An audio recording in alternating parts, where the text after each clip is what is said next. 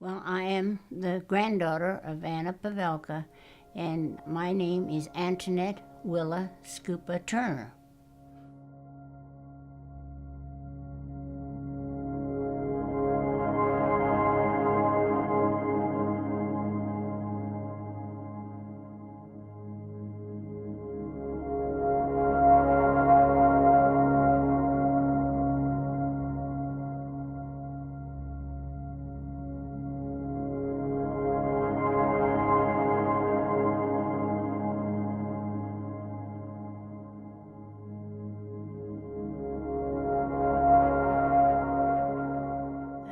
This picture was taken probably, I don't know, when I was probably 4 or 3 years old, and then this is my brother, and we are in the background is the orchard of Antonia's orchard.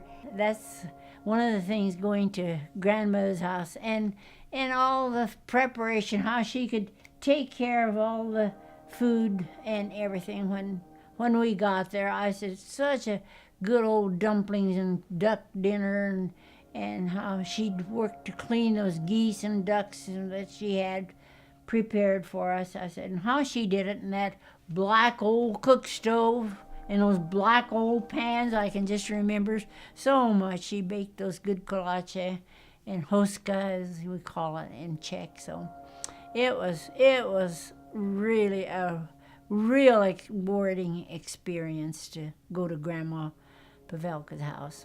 Well, I said she was born in Czechoslovakia, and anyway, she told me that her mother and grandfather were told if they sent some money over here, that they could purchase the land for so much, and so they tried to contact someone over here, and said, anyway, my great-grandfather was a great musician. He played in the Prague Czechoslovakian Orchestra, and my great-grandmother says, well, if we can get some new land and something, and if we lived on it for 5 years, it'd be free. She says, now, if we can get something free in this new land, let's go over there. And I'm pretty sure, I said, we women sometimes are pretty persuasive, so my great-grandfather says, well, okay. There was 5 in their family that came over from Czechoslovakia.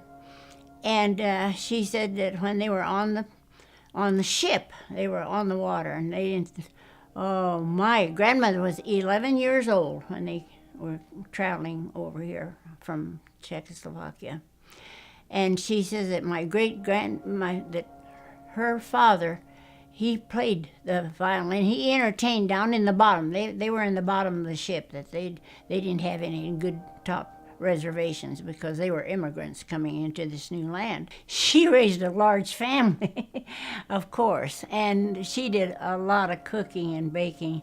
And the thing I remember mostly when we would go and visit grandmother, and that big black pan of rolls or kolache that she had made, she baked, and I don't know how she ever had time, and she didn't have the facilities that we have now. And she was so active and creative. I mean, she was creative. That's all I can say about grandmother Antonia. I just can't get over all the things that she accomplished and did. Probably her home was always full of good things and edible things. She always had something ready for people that would come. She bore 13 children, and 10 grew to be adults, which is a miracle, really, in those times.